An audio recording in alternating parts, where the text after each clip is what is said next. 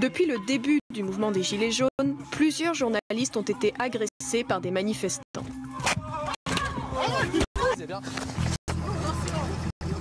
Une page Facebook a même été créée pour recenser ces attaques. Et début janvier, BFM TV a boycotté la mobilisation pendant toute une journée après l'agression de 2 de ses reporters. Même si d'autres gilets jaunes s'interposent souvent pour les protéger, les journalistes parlent d'une méfiance et d'une violence grandissante envers eux. Alors, comment expliquer de telles tensions entre médias et gilets jaunes ? D'abord, une mise en contexte s'impose. La défiance est généralisée dans la population. Selon une enquête, les médias sont parmi les institutions auxquelles les Français font le moins confiance. Et cela n'est pas nouveau. On mesure la confiance des Français dans les médias traditionnels depuis 1987. Dans ce baromètre publié tous les ans, le constat est souvent le même. Seule près d'une personne sur 2 environ croit que les médias rapportent les événements comme ils se sont vraiment passés. Voilà, on est au cœur du sujet qui est abordé par Nicolas Vidal. Bonjour Nicolas Vidal, bonjour. Merci d'être avec nous. Média, le grand errement, c'est paru chez Alerte Hugo Doc. C'est vrai que c'est un constat tragique au fond, c'est-à-dire que les Français n'ont plus confiance dans les médias. Il y a une vraie séparation qui a été mise en avant par les Gilets jaunes, comme on le voyait à ce moment-là. Pourquoi est-ce que les Gilets jaunes, c'est au fond un point de basculement ? C'est extrêmement intéressant les Gilets jaunes parce que c'est la France périphérique finalement. C'est la France qui a été invisibilisée pendant 30 ans par les grands médias. Et ça c'est extrêmement intéressant. On s'est rendu compte que ce point d'émergence des Gilets jaunes ont montré toute la défiance et la méfiance envers les médias. D'ailleurs, vous l'avez dit dans le sujet, les études d'opinion, elles sont terribles pour les médias. Hein. Chaque fois, moi sur mon lit c'est 2020, mais celle de 2021 est encore pire que celle de 2020 et probablement que 2022 sera pire que celle de 2021. Donc c'est une vraie question de fond. La réponse que j'apporte moi avec ce livre-là, j'essaye de tirer la sonnette d'alarme. C'est pas une charge explosive contre les médias, mais je tire la sonnette d'alarme. C'est finalement que les grands médias, ils ont étouffé la démocratie depuis 20 ans sur des grands sujets sociétaux. Que ça soit l'Union européenne, que ça soit la souveraineté, que ça soit la voix populaire aussi également. Toute une série de sujets où les gens, ils n'ont plus droit à la parole. Et s'ils donnent leur avis, ils sont directement excommuniés du débat. Et ça, c'est terrible pour une démocratie comme la France. Mais pourtant, le rôle du journaliste, c'est de donner la parole, d'être le lien, justement, entre la population et les élites. Enfin, moi, j'ai toujours pensé que notre métier, c'était ça. C'est de faire ce lien entre les deux. Or, aujourd'hui, quand je lis votre livre, j'ai le sentiment que vous nous expliquez que, finalement, les journalistes, en tout cas pour la plupart, c'est devenu un espèce de porte-voix des élites. Oui, alors parce que c'est le bloc populaire, Jean-Marc Morandini, entre le bloc populaire, la France périphérique et le bloc élitaire. Quand je parle des journalistes, soyons clairs, on va cadrer le propos. Je parle des grands médias, je parle de certains grands éditorialistes, je ne parle pas des PJ, je ne parle pas des images que nous avons vues sur les Gilets jaunes, des gens qui vont au front, qui sont sur le terrain, qui se lèvent à des heures pas possibles pour aller couvrir des manifestations et qui ont subi des attaques inadmissibles dans les manifestations. Ça, il faut que ça soit dit. Voilà. Mais je parle vraiment des grands éditorialistes. Ils font partie de ce bloc élitaire parce qu'ils ont une conscience de la nation qui n'est plus celle de la France périphérique, de ces gens qui ont été invisibilisés. Et quand vous avez les Gilets jaunes qui reviennent, finalement, c'est une partie de la France qui se remet à être en marche. Et là, qu'est-ce qui se passe ? Délégitimation de la cause populaire. Délégitimation. Séditieux, factieux. Donc finalement, on ne veut plus voir l'émancipation des Gilets jaunes et des Français, plutôt à la France périphérique. Et on a cet affrontement de bloc contre bloc. Et moi, ce qui m'inquiète, je vais vous le dire... Mais les journalistes ne parlent pas d'une seule voix. Enfin, aujourd'hui, la presse, elle est variée. Elle est diverse. On ne dit pas les mêmes choses dans l'IB que dans le Figaro, par exemple.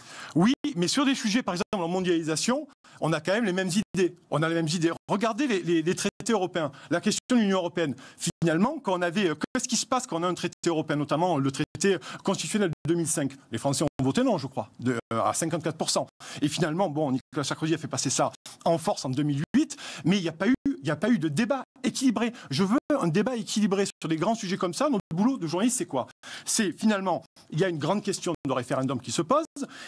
À nous, pendant 2-3 semaines, un mois, de faire des débats équilibrés sur les plateaux télé, de manière à ce que les gens qui sont de l'autre côté de la caméra puissent se faire une idée, puissent échanger des idées. Mais ça débat partout, ça débat toute la journée. Oui, mais ça débat sur les radios, ça débat sur les chaînes de télé, ça débat partout aujourd'hui. C'est étonnant de se dire qu'il n'y a pas de débat.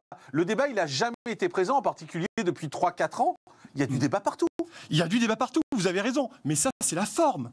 Moi, je vous parle du fond. C'est ça, moi je voulais la forme. Bien sûr qu'il y a des débats. Il y a des débats sur cette chaîne, des débats un peu partout. Mais la forme et le fond, c'est le fond qui manque. À un moment donné, il y a cette ostracisation d'une pensée populaire de la France périphérique qui ne se reconnaissent plus dans les grands médias mainstream. Et c'est pas moi qui le dis, vous l'avez dit, vous l'avez montré dans le sujet. Il y a eu des enquêtes d'opinion qui le montrent énormément. Et ça, c'est terrible pour notre démocratie. Dans votre livre, vous parlez également de la crise sanitaire. Et vous dites que ça aussi, après les Gilets jaunes, ça a été un deuxième point de rupture. Bien sûr, parce que moi, la question que je pose, c'est qu'à un moment donné, quand on se pose des questions, qu'on a des doutes, ça devient de suite un délit médiatique. Mais dans quel pays vit-on? Est-ce qu'on peut se poser des questions encore dans ce pays?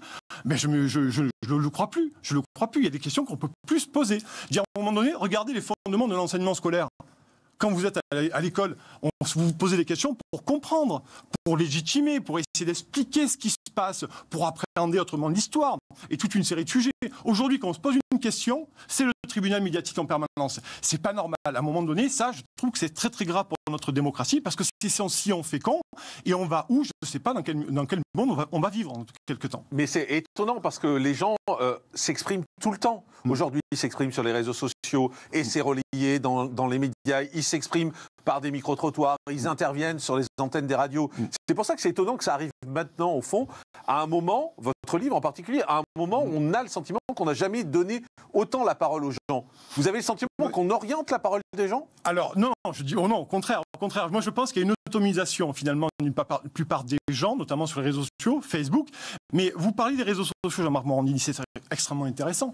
Parce que les gens, c'est finalement, leur servent liberté d'expression, c'est les réseaux sociaux. C'est ça qui est important. Alors, bien sûr, on va être clair, il y a énormément d'abus sur les réseaux sociaux. Bien sûr, il faut le dire.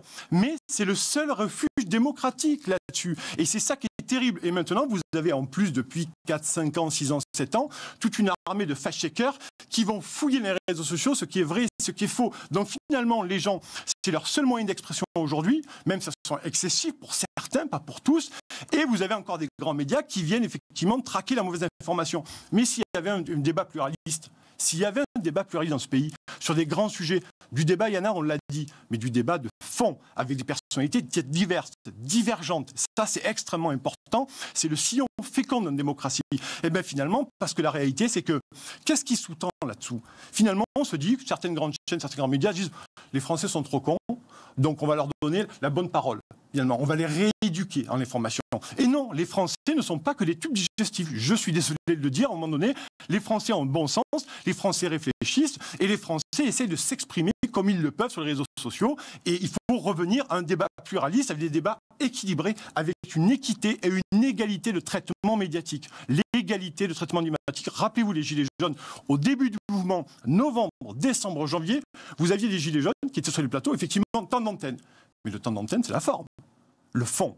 On a vu quand même des débats qui n'étaient pas des débats. Des gens qui se sont fait battre en brèche sur les plateaux de télé, qui essaient d'exprimer des revendications et qui ont été battus en brèche. Ils n'ont pas été bons en communication, les Gilets jaunes. On ne peut pas non plus tout mettre sur la faute des médias. Ben oui, ils n'étaient pas bons, ils n'ont pas voulu désigner de porte-parole. Dès qu'il y avait un porte-parole qui sortait, eux-mêmes le flinguaient, au figuré bien évidemment. Donc en fait, ils n'ont pas été bons. Ils n'ont pas su s'organiser dans l'univers médiatique. Mais on ne peut pas mettre toute la faute sur les médias non plus. Non, bien entendu. Je veux dire par là, les Gilets jaunes, ce n'est pas leur boulot, finalement. Ils étaient là pour exprimer leurs revendications. Enfin, ils se sont réglés leur compte entre eux en permanence. Ah oui, ça c'est sûr et certain. Mais ça vient de loin et on devrait avoir une émission entière pour parler de ce mouvement. Mais je veux dire par là, c'est qu'il aurait dû avoir au moins, Jean-Marc Morandini, une équité sur les plateaux télé. Des éditorialistes, des hommes de télé comme vous êtes, des gens qui connaissent les codes médiatiques, les plateaux télé à un moment donné, on aurait dû pouvoir mettre au moins égalité, au moins les laisser s'exprimer librement. Ils se sont exprimés partout, arrêtez. Mais on les a eu partout, on les a eu tout le temps. Autant je suis plutôt d'accord sur certaines choses que vous dites dans le livre, sur le fait que c'est vrai qu'il y a une espèce de mépris de beaucoup de journalistes pour la population, pour les Français, parce qu'ils ont le sentiment que ces gens-là ne savent pas réfléchir, et ça c'est plutôt à gerber. Mais on ne peut pas dire qu'on n'a pas laissé la parole aux Gilets jaunes. Ils se sont exprimés tout le temps. Oui, mais vous le simplement savez, à la fin, on ne comprenait plus ce qu'ils disaient. Vous le savez, certains plateaux télé se sont avérés d'être tribunaux médiatique aussi, quand vous avez le background, quand vous êtes des hommes de la télé ou des femmes de la télé, que vous connaissez le système, quand vous avez quelqu'un que vous avez sorti d'un rond-point, d'une manifestation, qui vient de faire 8 heures de manifestation, qui n'a plus rien dans le frigo, à un moment donné, vous ne pouvez pas lui demander de s'exprimer librement. Il faut aussi l'accompagner pour pouvoir qu'il exprime ses idées clairement. C'est ça aussi. Vous avez cité le mot éditorialiste et ouais. vous êtes assez remonté contre les éditorialistes de télé en particulier. Vous dites, lorsqu'on écoute certains éditorialistes, on pourrait les confondre avec des porte-paroles gouvernementaux qui récitent une catéchèse entendue maintes fois. Oui, effectivement, mais c'est là parce qu'il y a une certaine endogamie. Il y a des gens qui défendent une vision de la société que je ne partage pas, mais peu importe le problème, moi je le mets en avant. Et finalement, je répète, vous avez ce bloc populaire contre ce bloc élitaire, et certains éditorialistes bénéficient de ce que j'appelle la mondialisation, la globalisation, parce qu'ils ont les salaires pour, et que finalement, ils ne comprennent pas que les Français sont les perdants de la mondialisation. Ils ne comprennent pas que les Français, finalement, il y avait... Mais là, c'est la politique, ce que vous faites. Là, vous faites de la politique. Quand vous dites que les Français sont les grands perdants, bien sûr, c'est pas une analyse objective, c'est de la politique. Bien sûr, mais donc vous avez un regard politique ou un regard journalistique? J'ai un regard politique en tant qu'éditorialiste aussi. Mais je dis simplement qu'à un moment donné, dans les plateaux télé sur les prises de position, il faut quand même avoir un débat équilibré et il faut pouvoir donner tous les tenants et les aboutissants. Mais qu'est-ce que ça veut dire un débat équilibré? Ça veut dire de donner la parole qu'à ceux qui défendent vos propres idées? Ah non, justement, à tout le monde. Mais c'est ce qu'on fait. Il faut avoir absolument